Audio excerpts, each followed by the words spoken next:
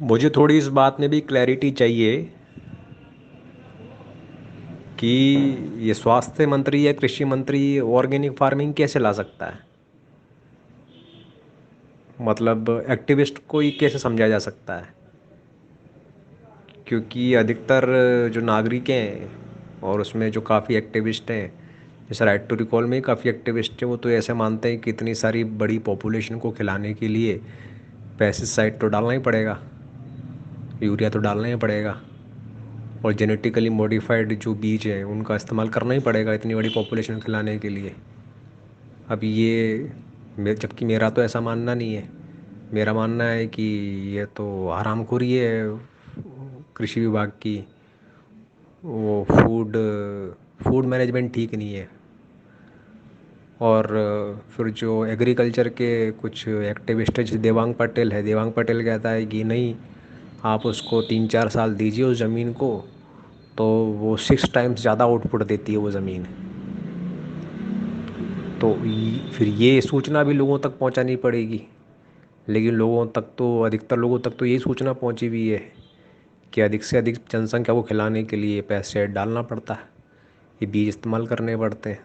तो उनको बेसिकली इस बात के लिए कैसे मनाया जा सकता है कि स्वास्थ्य मंत्री को या कृषि मंत्री को वोट वापसी में लेकर आएंगे तो ऑर्गेनिक फूड मिलेगा हमें। वो लिखते हैं ना, अपन ने जितने भी लॉ प्रपोज किए हैं वो सब में बायलॉज नहीं लिखते अपन। बायलॉज जो होते हैं, अगर वो लिखेंगे अपन तो एक तो ड्राफ्ट का साइज 3 से 4 गुना जा सकता है, डबल तो हो ही जाएगा पक्का, और उसकी वजह से साइज बढ़ जाएगा ड्राफ्ट का। तो मैंने सोचा हुआ है, थोड़ा टाइम निकलेगा तो, लगभग अभी फिलहाल तो नहीं, 1 साल 2 साल तो कम से कम नहीं हो पाएगा, पर 1-2 साल बाद में मेरे दिमाग में है ये कि जितने भी ड्राफ्ट है उन सबके बायलॉज लिखने हैं अब मेरे को। तो बायलॉज जो लिखेंगे, असल में ड्राफ्ट से बदलाव क्या आएगा वो बायलॉज पढ़ने से पता लगता है। अभी हम ये सब चीजें बोल बोल के समझाते हैं, जिसको समझ में नहीं आता है उसको हम ये चीजें बोल बोल के समझाते हैं। बायलॉज इन द सेंस क्या है कि जब शिक्षा अधिकारी पे वोट वापसी आ जाएगी तो शिक्षा अधिकारी कौन से कानून छापेगा जिसकी वजह से बदलाव आएगा, तो वो उसको बायलॉज बोलते हैं, और वो छोटे छोटे होते हैं और काफी सारे हो सकते हैं। तो जनता को जो है वो उससे समझ आता है। तो अभी एग्रीकल्चर में जो ये बात आपने बोली ना अभी, कि भाई एग्रीकल्चर मिनिस्टर क्या कर लेगा, ये एक्चुअली वो चीज, वो वाला पॉइंट है कि एग्रीकल्चर मिनिस्टर आके क्या इस कर देगा, तो उसके लिए बहुत सारे कदम उठाएगा वो बहुत सारे कदम हमने क्या उठाएगा वो लिखे नहीं है अभी तक, और उसमें थोड़ा स्टडी भी करना पड़ेगा, क्योंकि बायलॉज लिखेंगे तो काफी डीप में जाके जानकारियां चाहिए होती है, तो थोड़ा वो टाइम और एनर्जी कंज्यूमिंग वर्क भी है। तो एग्रीकल्चर का अभी जो ड्राफ्ट है हमारा वोट वापसी पे, इसके जब बायलॉज लिखेंगे उसमें ये सब चीजें डालेंगे, तो और अभी वो निकट भविष्य में लिखना दिख नहीं रहा, तो तब तक तो हम वैसे ही समझा रहे हैं जैसे ही समझाएंगे। तो वो एग्रीकल्चर मिनिस्टर जो है, एक्चुअली फूड मिनिस्टर और एग्रीकल्चर मिनिस्टर, देश में जितना भी ये झमेला है वो पूरा उन्हीं के द्वारा खड़ा किया गया है, और वो चाहे तो 4 महीने में, 1 साल में, मतलब इतनी जल्दी तो नहीं, पर वो गैजेट का इस्तेमाल करके इस पूरे मैटर को वापस पहले जैसा कर सकते हैं। कुल मिला के करेगा वही इंसान, वो नहीं कर सकता तो भारत में फिर कोई कर ही नहीं सकता, वही आदमी है जो ये कर सकता है, और वो फिर अगला विषय है कि वो करेगा कैसे। अच्छा, अब एग्रीकल्चर मिनिस्टर कैसे कदम उठा सकता, वो मैं कुछ आपको कुछ पॉइंट बोलता हूँ, उससे आप उसको समझ सकते हो। पहला तो जैसे यूरिया है और ये पेस्टिसाइड है, यूरिया पेस्टिसाइड डीएपी जो भी है, तो अब आउटराइटली इसको आप बैन करोगे तो क्या होगा, एकदम से पूरा स्ट्रक्चर बिगड़ जाएगा और खाद्य समस्या, खाद्यान्न की कमी भी हो सकती है फिर। तो अब इसका तरीका क्या है, तो इसको ग्रेजुअली कम किया जाएगा। मतलब एग्रीकल्चर मिनिस्टर ने सामने से ये रखा कि भाई इस वर्ष में सब्सिडी उड़ा रहा हूं यूरिया डीएपी की, तो यूरिया की वो सब्सिडी उड़ा देगा, और वो सब्सिडी को डायरेक्ट जनता के खाते में भेजेगा। देखो ये जरूरी बात है कि हमारा स्ट्रक्चर कैसा है कि जो सब्सिडी को गायब किया, तो असल में सब्सिडाइज होने के कारण वो सस्ता हुआ ना। तो एक फूड सब्सिडियां जितनी भी वो खत्म करेगा हार्मफुल चीजों से, वो एमआरसीएम का जो खाता है ना, उस खाते में चली जाएगी। अब एमआरसीएम नहीं आया तो क्या होगा, तो वो डायरेक्टली फूड सब्सिडी खाते में भेजना शुरू करेगा। तो वो सीधा आपके पास आने लग गया एक्स्ट्रा मनी। मान लो 100 रुपया आया, 200 रुपया आया, जो भी आया, वो पहले यूरिया में जा रही थी, डीएपी में, पेस्टिसाइड में, अब वो किधर गई, आपके पास आ गई। तो वो आप जो फूड खरीद रहे हो उसके अंदर वो पैसे का इस्तेमाल करोगे तो वो कॉस्ट बराबर हो गई। फिर दूसरे साल में या तीसरे साल में वो क्या करेगा, कुछ जीएम फसलें बैन करेगा, सभी नहीं, कुछ, ठीक है। बीटी को कंप्लीट बैन करेगा और पहले से बोलेगा भाई मैं बीटी अगले साल बैन करने वाला हूं और ये फसलें अगले 2 साल में मैं ये बैन करूं करने वाला हूं, और बाकी चालू रहेगी। और फिर अच्छा उसने सब्सिडी हटा, सब्सिडी जो है पहले साल वो 20% सब्सिडी रिमूव करेगा, या चलो 50% करेगा, अगले साल 20% फिर से करेगा, उसके अगले साल 100% सब्सिडी रिमूव कर देगा, और 2 साल बाद में वो इस पे टैक्स ज्यादा कर देगा यूरिया डीएपी पे। तो ऐसे करके एक 5 साल का स्ट्रक्चर रखेगा वो, जिसके अंदर ग्रेजुअली वो धीरे धीरे जीएम फसलों को बैन कर रहा है। और उसमें भी कुछ जीएम फसलें हैं उनको इंस्टेंटली वो 1 साल बाद ही कर सकता है, कुछ को टाइम देगा, जैसे गेहूं हुआ, चावल हुआ, उसको टाइम देना जरूरी है, ठीक है ना। तो वो करता रहेगा। पेस्टिसाइड कंप्लीट ही बैन कर देगा, और वो बैन करेगा तो ये तो एग्रीकल्चर का मैटर है, अभी लोगों ने फसलें दे रखी है, तो वो अगले साल के लिए नोटिफिकेशन देगा कि अगले साल 1 जनवरी से पेस्टिसाइड कंप्लीट बैन रहेगा और यूरिया इसमें ये रहेगा। एक और कदम वो क्या उठाएगा, उसके बाद में वो क्या कर सकता है कि और एक कोटा बनाएगा। क्या है, आपने देखा होगा पटवारी वगैरह होते हैं ना, उनके पास में पूरा डिटेल रहता है कि उसके पंचायत में कितना जमीन है जिसपे खेती होती है, कितना जमीन है किसके पास, और कितना जमीन है जिसपे खेती होती नहीं है, ये उसके बाद डेटा रहता है। तो वो जो डेटा है पहले से, अब वो क्या करेगा, जो जो लोग लैंडलॉर्ड्स है जिनके पास जमीनें हैं, उसको एक कार्ड निकलवाना पड़ेगा यूरिया का, ठीक है ना, या यूरिया डीएपी का। तो उसमें क्या रहेगा, उसको पर, पर बीघा पे कितना यूरिया या पेस्टिसाइड, पेस्टिसाइड तो खैर कंप्लीट ही बैन रहेगा, पर कितना यूरिया उसको मिल सकता, ये उसको उससे मिलना शुरू होगा। तो उससे क्या है कि वो उससे ज्यादा डाल ही नहीं सकता, लाएगा किधर से। तो ऐसे करके वो ये कंट्रोल्ड यूजेस जिसको बोलते हैं ना, वो करना शुरू करेगा। अभी फूड एडल्ट्रेशन जो आ रहा है ना हर चीज में, उसकी एक वजह ये है, भारत में क्या है, ये जितना भी पेस्टिसाइड और जहरीले टॉक्सिक केमिकल्स है उनका कोई रेगुलेशन होता ही नहीं है। पैसा दो, फेंको, मर्जी पड़े जितना ले आओ और मर्जी पड़े जितना घुसा दो। पर जैसे सिलेंडर है अब थोड़ा डिरेगुलाइज हो रहा है, पर आज के 5 साल पहले तक आदमी को एक ही सिलेंडर मिलता था और एक ही मिलता था, दूसरा मिलने का सवाल ही नहीं था। बाद में 2 मिलते थे रिप्लेसमेंट के हिसाब से, एक भरा हुआ रहेगा, एक ऐसे रिप्लेस होता था। और ब्लैक में लेने जाते थे सिलेंडर तो पैसा सीधा डबल लगता था, ध्यान होगा आपको, मतलब सीधा 2 गुना पैसा दोगे तो सिलेंडर भरने में आता था। तो वो जो चीज का यूजेज को कंट्रोल करना हो, कि भाई एक ही आदमी 10 सिलेंडर, बड़ा आदमी है, फार्म हाउस है, उसके पास घर है 2-4, वो एक ही आदमी 20-20 सिलेंडर लेके ना बैठ जाए, उसके लिए उन्होंने क्या किया, इसको रेगुलराइज किया सिलेंडर को। ऐसे यूरिया पेस्टिसाइड, मतलब यूरिया और ये टॉक्सिक केमिकल जो भी फूड में काम आते हैं, वो सबको वो किया जा सकता है एक्चुअली में, इसके यूजेस को रेगुलराइज किया जा सकता है कि आपकी कैपेसिटी है उतना ही आप खरीद पाते हो, और आपके पास लैंड नहीं है तो बस आपके पास वो कार्ड ही नहीं है, तो हर कोई से खरीद भी नहीं पाओगे। जैसे होता है ना भाई, उसके कार्ड पे खरीद दिया, इसके कार्ड पे खरीद दिया, वो भी पॉसिबल नहीं है। और जो खेती कर रहा है उसको ही पहले उतना ही मिल रहा है, तो वो कहां से लाके देगा आपको। तो उससे क्या हुआ, इनके अंदर ये टॉक्सिसिटी की खपत है वो, मतलब देखो 2 प्रॉब्लम है, पहला प्रॉब्लम है कि टॉक्सिन और ये सब डालना, और दूसरा उसकी परमिशन की लिमिट से 4 गुना 5 गुना डालना। तो ये दूसरा वाला जो लॉस है 5 गुना, उसको कंट्रोल करने का ये तरीका है। तो एग्रीकल्चर मिनिस्टर जो है और हेल्थ मिनिस्टर है वो ये वाला काम भी कदम उठा सकते। अब खाने की समस्या हो जाएगी, वो बात बराबर है, मतलब वैलिड आर्गुमेंट है। और पहले तो ये देखो कि खाने की समस्या हुई कब थी, तो 67 में, 66 में, 65, सॉरी 65 67, ठीक है, बड़ी समस्या थी। तो उस समय उन्होंने गलत रास्ता लिया। सही रास्ता क्या था? Land reforms. मतलब देखो ये एम्प्टी लैंड टैक्स जो लॉ है उसके साथ में इसका आंसर वहीं से मिलेगा आपको एंड में। क्योंकि समस्या क्या है, जितनी जमीन है उसके ऊपर खेती नहीं होती है असल में।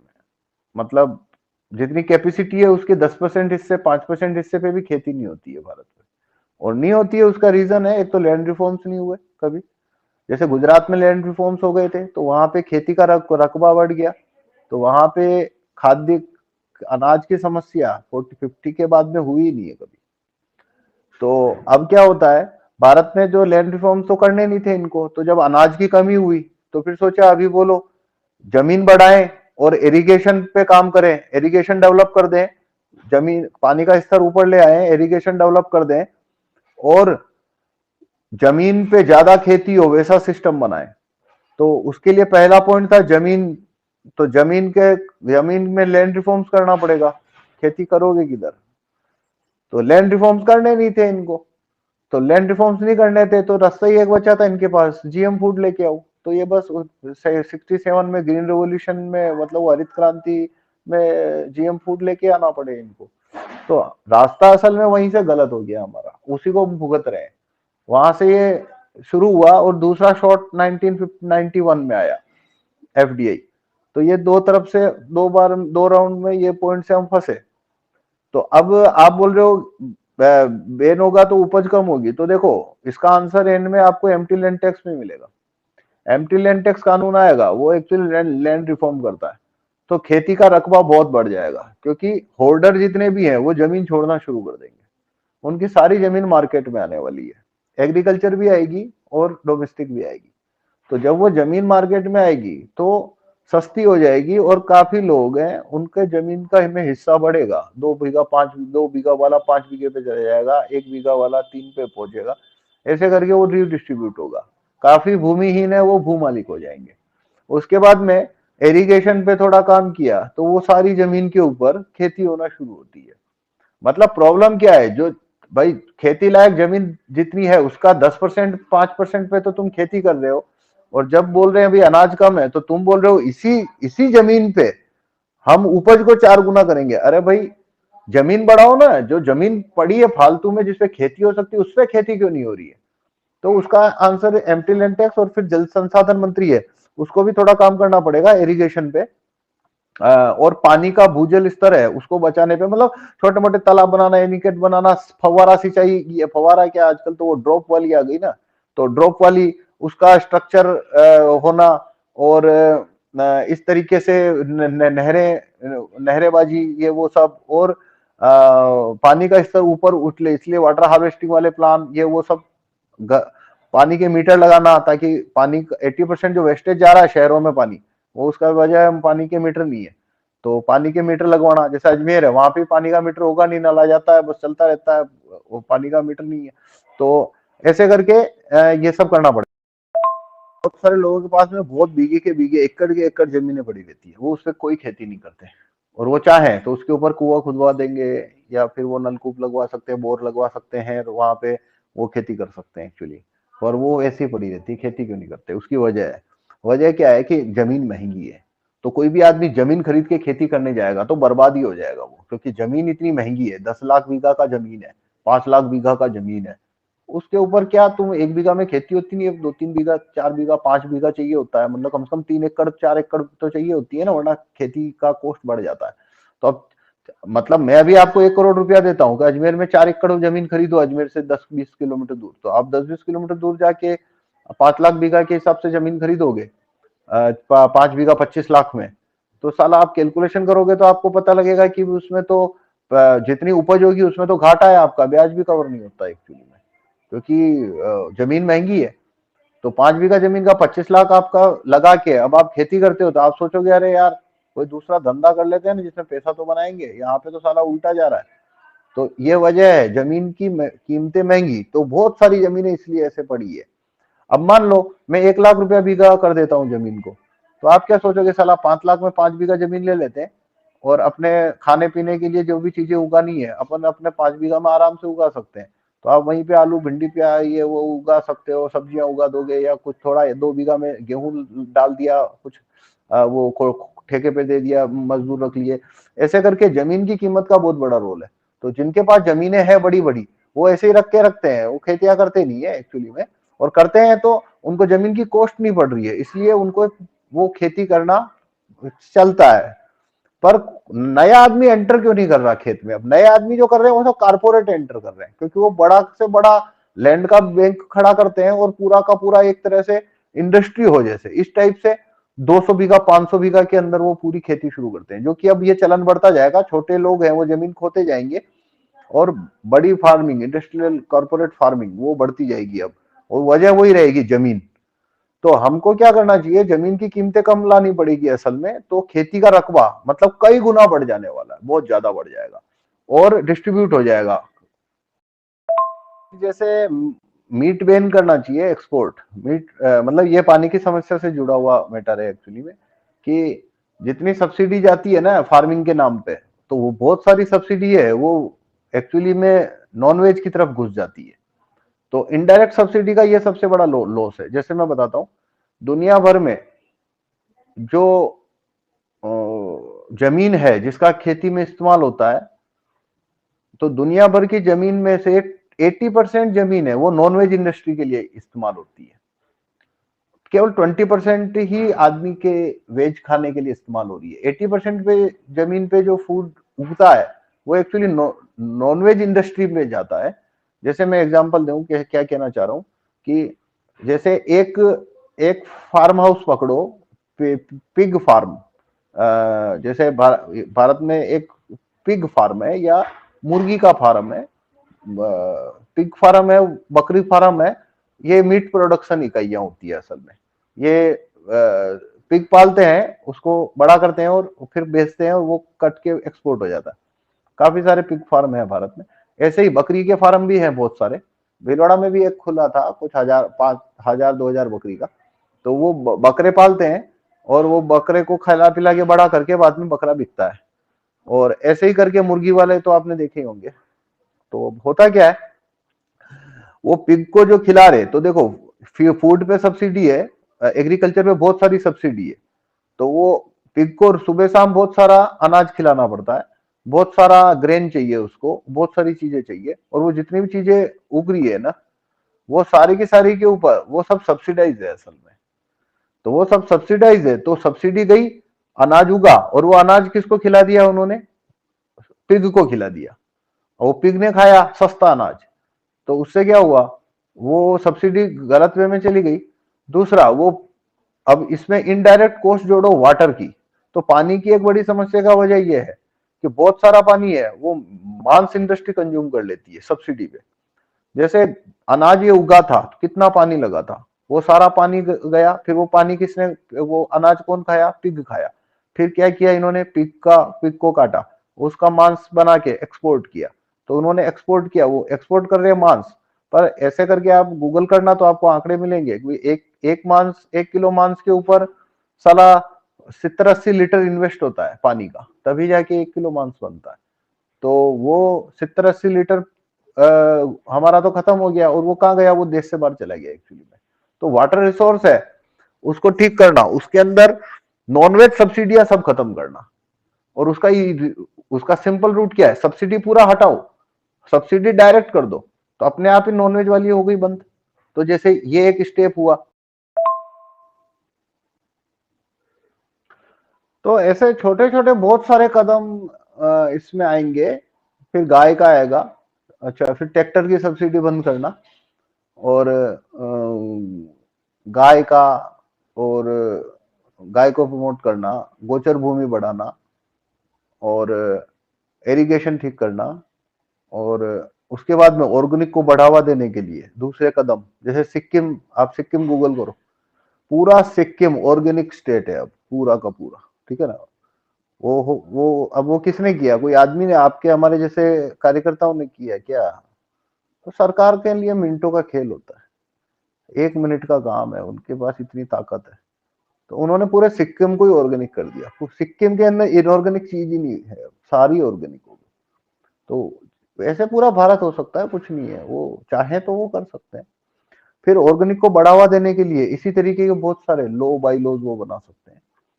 तो ऐसे करके एग्रीकल्चर मिनिस्टर और हेल्थ मिनिस्टर ये चाहे तो बहुत बड़े लेवल के ऊपर कर सकते हैं। और एक बार एग्रीकल्चर पे वोट वापसी आ गया तो उसको, वो अपने आप एम्प्टी लैंड टैक्स की मांग को खड़ी करवाने में मदद करना शुरू कर देगा कि भाई एम्प्टी लैंड टैक्स लेके आओ ताकि हर आदमी खेती कर सके, हर आदमी, हमारा उपज का रकबा बढ़े।